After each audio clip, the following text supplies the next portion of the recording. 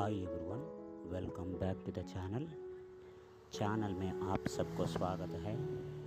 आज हम इस वीडियो में देख रहा है ये सिरपुर तालुका का केला का खेती वीडियो है।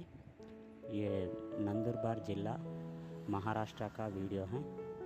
यहाँ बहुत अच्छा केला का उत्पादन होता है। आप लोग इस वीडियो को पूरा देख लीजिएगा, लाइक कीजिए, शेयर कीजिए, सब्सक्राइब कीजिए। फिर मिलेंगे और एक नया वीडियो के साथ। Thank you for watching, thank you so much.